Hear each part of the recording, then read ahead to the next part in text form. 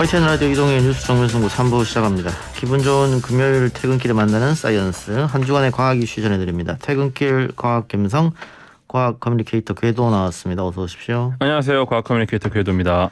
지난 2주간 암호화폐에 대해서 알아봤고요. 지난주엔 채굴과 지갑에 대해 알아봤는데 오늘은 암호화폐 마지막 시간이라고 하는데 어떤 걸 알아볼까요? 예, 이 내공학적으로 접근하는 부분을 좀 말씀드리고 싶고, 예. 과연 이게 우리에게 좋은가, 그리고 어떻게 나아가야 하는가, 뭐 이런 이야기들을 좀 해보고 싶습니다. 암호화폐에 나아갈 길입니까? 그렇습니다. 예. 블록체인에 나갈 길입니까? 암호화폐에 나갈 길입니까? 같이 나아가야죠. 근데 지금 뭐 일반인들은 뭐 블록체인 기술을 활용하고 그걸 활용해서 어디로 써먹고 이런 것보다는 이게 이제 투자냐 투기냐 뭐 다를 수가 있겠습니다만은 그 수단으로 생각하는 것 같던데요. 그렇죠. 그래서 이제 이런 부분들을 저희가 계속 이런 라디오를 통해서 좀 들려드리는 게 의미가 있을 것 같고요. 사실 이 좀 뇌과학적으로 접근을 해보면 투자하는 애랑 투기하는 애랑 좀 차이가 있습니다. 그래요? 예. 예, 혹시 뭐 이 비트코인은 투자라고 생각하세요? 투기라고 생각하세요? 저는 투기라고 생각합니다. 왜죠? 이게 가변성이 너무 세서 네. 그 투자라고 했을 때 이렇게 가변성이 센 걸 가지고 과연 투자라고 할 수 있느냐, 이건 어떤 조금 갬블 이미지가 있다, 그런 생각. 제 개인적인 생각이에요. 이게 가변성이 큰 주식도 좀 있지 않나요? 이렇게 크진 않죠. 아무리 가변성이 크다 하더라고. 예. 이게 사실 어떻게 정의내리기가 어려운데 우리나라 이런 분야 연구하는 분들이 좀 계세요. 뭐 중앙대 의대 한덕형 교수님이나 아주대 심리학과 김경일 교수님 이런 분들이 이런 걸 연구하시는데 그 연구 결과에 따르면은 투자는 잃던 벌던 뇌가 계속 생각을 합니다. 예. 예, 그래서 이제 돈을 벌기 위해서 뭐 기업의 시가총액을 보고 금융의 흐름도 보고 예. 뭐 세계 돌아가는 상황을 보면서 투자를 하는 거죠. 예. 일종의 본인의 가설을 검증하는 과정입니다. 그런데 이제 투기나 도박 뭐 이런 건 사실 과정과는 관련이 없고 오직 기대 이상의 보상을 받는 것에만 목적이 있고 이때는 뇌가 생각을 하질 않아요. 오직 그 도파민 분비에 의한 자극만을 기다리는 거거든요. 예. 예. 그렇다고 하면 비트코인에 대해서 어떤 생각을 할 수 있을까요? 비트코인 같은 경우가 그러니까 비트코인을 할 때는 과연 이 사람이 투자냐 투기냐를 볼 때 이제 뇌를 보면 알아요. 예, 근데 만약에 생각을 하고 한다. 물론 말씀하신 것처럼 그 인과관계 설명하기 쉽지 않은데 어쨌거나 뇌가 계속 생각을 하고 있다면은 이것은 본인은 투자를 하고 있는 거죠. 예. 그러니까 주식에 투자를 한다고 하면은 뭐 작년에 이 회사가 얼마나 벌었고 그렇죠. 지금 연구 개발에는 얼마를 투자했고 네. 앞으로 뭐가 어떻고 뭐 이런 거 생각할 거 아니에요. 그러니까 잃었을 때 벌었을 때 그 예. 차이가 그렇게 크지 않아요. 그런데 이 투기 같은 경우는 이 굉장히 많은 도파민이 나오면서 쾌감을 느끼게 되는 거죠. 예. 예, 그냥 딱 결과를 보고 이렇게 됐으면 내 예상대로 맞았구나. 그럼 다음엔 어떻게 해야겠다. 이게 이제 투자인 거고 예. 우와 대박이다. 이러면 이제 투기가 되는 거죠. 우와 대박이다, 한 번 더 해야지. 예. 투기를 그러면 계속하게 되면 뇌에는 어떤 현상이 일어납니까? 그렇죠. 이제 문제가 뭐냐면은 그 일단 버는 경우 잃는 경우 이건 배제를 할게요. 예. 왜냐하면 어차피 뭐 좀 차이가 있으니까 일단 얼마나 올랐냐 떨어졌냐를 확인하기 직전에 이제 도파민이 엄청나게 분비가 됩니다. 예. 예, 그러면 이게 마약성 물질하고 비슷한 효과를 주는데 결국 이거에 좀 익숙해지게 되면은 깊은 생각을 못하는 사람이 돼버려요. 그러면 뭐 일상적으로 삶의 태도 자체가 좀 아무 생각 없이 살게 되는 경우가 좀 커지고, 예, 그래서 이거 같은 경우는 사실 뭐 얼마를 넣고 얼마를 뭐 잃고 벌었다 이걸 통해 정의하기는 굉장히 어렵지만 뇌를 관찰해 보면 확실히 알 수 있다. 이렇게 좀 말씀드리고 싶습니다. 뭐 10만 원을 처음에 도박으로 잃었다. 네. 그럼 굉장히 큰 돈이어서 예. 잠도 안 오고 할 텐데 이게 반복되다 보면 나중에 100만 원도 아무런 돈이 아닌 게 되는 거고. 그렇죠. 가치가 정확합니다. 느끼기에. 네. 그렇군요. 예. 그러면은 뭐 이렇게 도박하게 되면 뇌가 조금 내 뇌를 보면 알 수 있다고 했는데. 예. 돈을 많이 땄어요, 도박에서. 예. 그럼 도파민이 더 많이 분비됩니까? 그러니까 이게 사실은 땄을 때보다도 따기 직전에 분비가 많이 되고요. 그런데 이게 사실 뭐 많이 벌면 무조건 좋은 거 아니냐 뭐 예. 이렇게 생각을 할 수는 있는데 예. 우선 버는 것 자체가 어렵습니다. 도박에서. 예, 그 뉴턴 같은 경우가 그 이런 얘기를 했어요. 나는 천체 움직임을 계산할 수 있지만 인간의 관계를 예측할 수 없다. 이런 얘기를 했죠. 이 똑똑한 천재 뉴턴도 실패한 게 주식이라는 거. 예. 이런 과거 사례들을 보면 아무리 똑똑한 사람도 벌기는 쉽지 않다. 근데 만약에 그래도 벌었다. 그럼 행복한 거잖아요. 예. 예, 근데 이것도 장기적으로는 행복한 게 아닐 수 있습니다. 네, 이게 그 행복한 뇌에 대해서는 우리 뇌과학자 장동선 박사님께서 이제 많은 이야기를 들려주시는데요. 그 이스털린 패러독스라는 게 있어요. 이게 뭐냐면 우리가 기초적으로 돈을 충분히 매달 정기적으로 받게 되면 행복할 수 있다. 하지만 그 이상의 돈을 받게 되면 더 이상 행복을 느끼지 않는다. 이게 뭐냐면 어느 수준 이상까지 넘어가면은 그 행복감이 더 이상 늘어나지 않고 쭉 올라가다가 이제 계속 가는 거예요. 아무리 많이 벌어도. 네, 이게 이제 과거 연구였습니다. 그럼 지금은 좀 달라졌어요? 네. 어떻게? 과거에는 이게 한 월 수입이 500에서 600 정도가 되면은 행복하고 그 이상 벌어도 그 행복은 변하지 않는다라는 게 이제 과거 연구였고. 아닐 것 같은데. 근데 이게 이걸로다가 노벨상도 받았어요. 그래요? 2002년에. 2002년에 데니얼 캐널만 교수님이 노벨상을 받으셨고, 근데 새로운 연구가 올해 나왔는데 예? 데이터를 더 많이 모았습니다. 과거보다. 그랬더니 돈이 많으면 많을수록 행복하더라.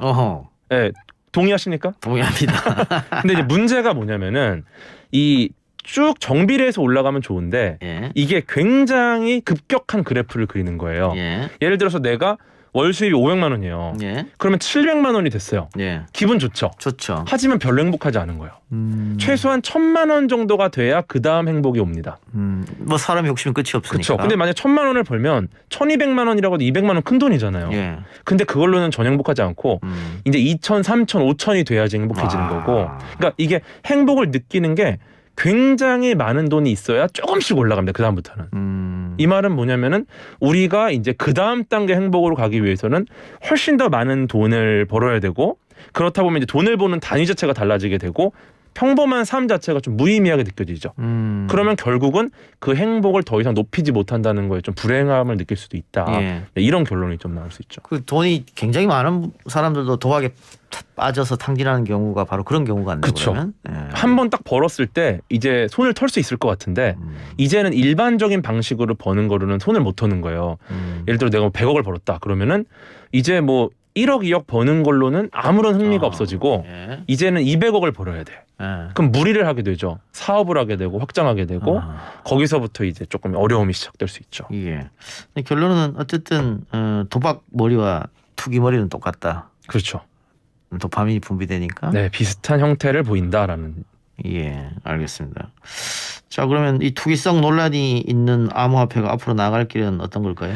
뭐 일단 블록체인 기술 자체가 굉장히 다양한 활용처를 갖고 있습니다.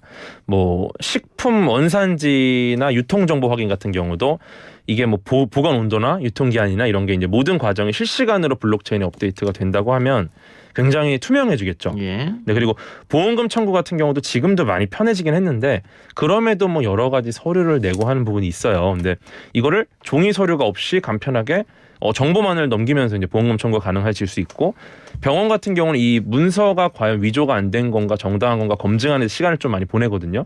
근데 블록체인이 들어가게 되면은 이 검증할 필요가 없어지고 의약품 관리라든지 뭐 다양한 것에 이제 비슷한 형태가 쓰이게 되고요.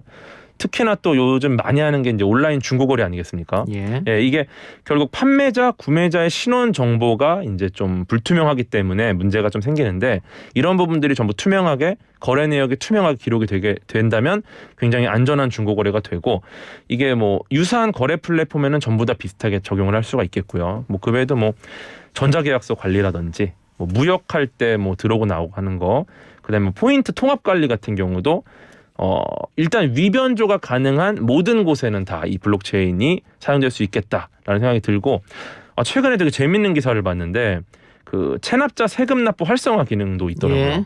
예, 이게 고액 체납자들이 보유한 암호화폐를 압류했더니 바로 세금을 몇 억을 자진 납부하고 예, 가상화폐 절대 팔지 말아달라 뭐 이렇게 세금 낼 테니 예, 그래서 뭐 이런 거 굉장히 좋은 효과가 아닌가 싶습니다. 그 아까 뭐 뉴턴 얘기했으니까. 예. 뉴턴도 결국은 남의 회사에 투자했다가 약간 벌었다가 그 번 돈까지 다시 한번 그 같은 회사에 투자했다가 버블 꼭대기에서 맞아요. 굉장한 손해를 본 거거든요. 네. 근데 지금 비트코인 같은 경우에도 오늘 또 한 4% 떨어져서 4천만 원대 초반인데 이 가장 고점일 때가 8천만 원이 넘었으니까 거의 한 50% 정도 이제 떨어진 거란 말이죠. 예. 이거 비트코인도 그러면 버블이 아니냐 지금 아직 잔뜩 껴 있는 게 아니냐 뭐 이런 주장하는 분도 계신단 말이에요. 예. 어떻게 보세요? 이거는 사실 제가 말씀드리기 굉장히 어려운 내용이라 예. 네, 이거는 조심해야 됩니다. 네, 이거는 과학은 아니다. 네, 인간의 광기는 과학이 아니기 때문에 네, 굉장히 어렵습니다. 이 부분은 어려운데 일단 지금 제가 말씀드릴 수 있는 거는 암호화폐 자체가 신뢰도를 보증하는 중앙이 없는 대신에 네트워크에 참여하는 이 모든 개인들이 거래 내역을 확인하고 그래서 많이 참여하면 신뢰도가 높아지고 유인책이 필요하니까 비트코인 같은 이런 보상이 나왔고 그래서 이제 중앙의 통제 없이 시장의 논리로 자생하는 플랫폼이 만들어진 상황이에요. 예. 그래서 굉장히 신뢰도가 높아졌습니다. 비트코인으로 굉장히 유명해졌고 예. 그런데 특정 유명한 개인이 중앙 역할을 지금 할 수 있다라는 걸 몇 번 사례로 봤고 기술적으로는 탈중앙화가 가능하게 만들어놨는데 실질적으로 좀 개인 의존화 경향을 보인다라는 걸 봤을 때는 이 방식보다도 좀 더 기술적으로 획기적인 아이디어가 필요하지 않나 예. 네, 이런 생각이 좀 들고요. 예. 좀 장난으로 만들어낸 가상화폐들이 꽤 많이 있어요. 근데 예. 지금도 진지하게 기술적인 고민을 하는 탈중앙화가 가능한 암호화폐를 고민하는 팀들이 많이 있습니다. 예. 네, 그래서 결국은 이러한 것들에 주목을 하고 기술에 대한 이해를 하고 이게 어떻게 세상을 바꿀까에 고민을 해줘야 되는데 어떤 혁신적인 기술이 나와도 다루는 사람이 사람이기 때문에 어떤 결과를 가져올지 저는 예측하기 굉장히 어렵다. 그래서 그 기술을 개발하자 말자 뭐 이게 오른다 떨어진다 이런 개념이 아니라 결국은 이걸 상용하기까지는 윤리적 고민이 많이 필요하니까 우리 같이 많은 이야기를 나눠보자. 네, 이렇게 말씀을 좀 드리고 싶습니다. 예. 저는. 확실한 거는 남의 회사나 튤립 네덜란드 튤립처럼 네. 공중으로 버블이 푹 꺼져서 사라지지는 아마 않을 것 같다. 이 블록체인이라는 기술이 있으니까 뭐 그런 생각도 드는데 지금 말씀하신 것처럼 결국은 뭐 투자든 투기든 책임은 개인이 지는 거니까요. 그렇죠. 예. 네. 조심해서 하시기 바라고. NFT가 뭐예요? 예, 이게 그 이더리움에서 발행하는 디지털 자산이라고 하는데요. 예. 이게 대체 불가능 토큰입니다. 그래서 기존의 암호화폐랑은 다르게 교환이 불가능한 걸 기반으로 하고 있어요. 그래서 비가역적 거래 증명이 가능한 토큰이다 뭐 이렇게 이야기를 하는데 예. 이게 무슨 말이냐면 그 내가 갖고 있는 1비트코인 그다음에 우리 진행자님께서 갖고 계신 1비트코인 같이 서로 교환 가능하지 않습니까? 예. 똑같은 거잖아요. 예. 근데 이게 아니에요. 이 NFT는 1대1 교환이 성립하지 않습니다. 예. 그래서 다른 암호화폐랑 좀 다르게 개별적으로 고유한 암호화폐다 이렇게 보시면 될 것 같은데 이게 2017년도 캐나다 디퍼랩스가 키리토키티라는 게임을 출시했어요. 예. 게임입니다. 게임. 예. 근데 이 게임 안에 플레이어가 그 고양이 애니메이션으로 만든 고양이를 이제 거래를 해요. 예. 근데 굉장히 좀 독특한 고양이들이고 이 중에 몇몇 고양이가 1억이 넘는 돈으로 팔렸습니다. 예. 네, 이 말은 뭐냐면 결국엔 디지털 세계 안에서도 희소성으로 인해 프리미엄이 붙는다. 이거를 기반으로 만들어진 거예요. 뭔 얘기인지 모르겠어요. 좀 어려우세요? 그러니까 이게 뭐냐면은 우리가 결국 암호화폐라는 것도 희소성이 높아지면 높아질수록 가치가 올라가잖아요. 예. 그걸 기반으로 우리가 지금 계속 그 금액이 올라가고 가치가 올라가고 하잖아요. 예. 근데 이것처럼 똑같이 암호화폐랑 비슷한 토큰이라는 걸 발행을 했는데 이게 다 다른 거라는 겁니다.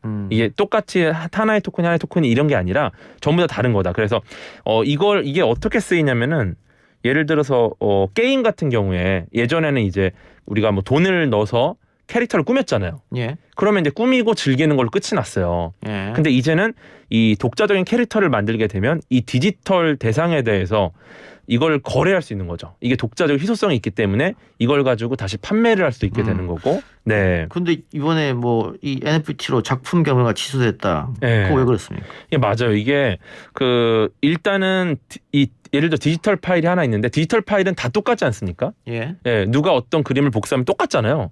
근데 이걸 똑같이 보지 않고 원본이라는 것 자체에 대한 어떤 그 검증을 해주는 겁니다. 예, 이 예. 기술이. 그래서 예. 이 결국 중앙 없이 개인 간 거래하게 되고 그 다음에 중요한 건 이런 그림 같은 거. 우리가 그림을 살 때 한 명이 예를 들어 100억짜리 그림을 사면 너무 비싸잖아요. 예. 이거를 예를 들어 뭐 100명이 1억씩 쪼갠다. 그러면 1억을 가지고 이 그림을 100분의 1을 팔 수는 없잖아요. 예. 그림을 찢어서. 예. 이거를 100억을 1억씩 쪼개서 이거를 토큰으로 만들어서 거래를 할 수가 있게 되는 겁니다. 네, 그래서 분할 거래가 되는 거예요. 예. 이런 기술인데 이게 블록체인상에 저장되니까 소유권 분쟁도 좀 줄일 수 있다. 이건데 지금 문제가 뭐냐면은 지적재산권 관련 문제가 될 수 있어요. 아하. 네, 이번에 뭐 이중섭, 김환기, 박수근 화백이 같은 경우는 이 경매가 취소된 이유가 진위 논란, 이 그림의 진위 논란과 저작권 때문인데 이게 이제 원본이 있잖아요. 네, 이거 원본이 있는데 이걸 디지털화하면서 이 NFT를 만드는 거죠. 그렇죠. 예. 근데 그 과정에서 이 제대로 소유권 이전이 안 됐거나 진위 여부에 검증이 없었다라는 식의 여러 가지 좀 어려움이 있었기 때문에 이제 이런 위험성들이 해결될 때까지 좀 거래를 연기하겠다라고 나온 건데, 결국은 같은 맥락에서 좀 문제가 생기는 겁니다. 제가 말씀드린 것처럼 그 토큰 같은 경우는 좀 영구적으로 보관이 가능하고 다 다른 형태로 나눠져서 뭐 할 수 있다. 하지만 이게 결국 이 디지털로 넘어오는 과정에서 이제 문제가 생길 수 있고, 그다음에 문제는 뭐냐면 그 토큰은 이렇게 검증이 되고 유일하게 독자적으로 우리가 나눠서 팔 수가 있는데 원본 자체에 대한 문제가 있어요. 네, 이 원본 디지털 파일은 해킹 위험도 있고 삭제도 될 수 있고, 그다음에 이 디지털의 특징인데 원본과 복사본이 완전히 동일해요. 근데 완전히 동일한데 이 NFT가 있으면은 네. 그걸 구별할 수 있다 뭐 이런 거 아니에요? 예. 희소성을 만들 수 있는 거죠. 예. 근데 그래도 복제본이 똑같다 보니까 이거에 대해서 정말 희소성이 있냐, 금방 떨어질 수도 있겠다, 희소성이, 이런 또 측면도 있는 거고, 또 뭐 여러 가지 문제가 있죠. 이것도 역시 뭐 계속 이 블록체인 시스템이 돌아가는 과정에서 에너지를 많이 쓰기 때문에, 보관하고 뭐 생성하고 이런 것들이 에너지를 많이 쓰기 때문에 환경에 여러 가지 문제를 줄 수가 있는 부분도 있을 거고, 네. 그래서 아마 그런 문제들이 생겼고, 우리가 이걸 해결해 나가려면 이 디지털 자산에 대한 여러 가지 이해들이 좀 필요하고, 이 토큰에 대한 이해도 필요하지 않을까, 알겠습니다. 이렇게 보고 있습니다. 예. 자, 그러면은 암호화폐 3편으로 암호화폐는 끝입니까? 네, 이제 그만해야 될 것 같습니다. 예. 자, 다음 주에는 다른 주제, 재미있는 주제로 여러분들 귀를 즐겁게 해드릴 걸 약속드리면서 오늘 퇴근길 과학감성은 여기까지 하겠습니다. 지금까지 과학 커뮤니케이터 궤도였습니다. 고맙습니다. 감사합니다.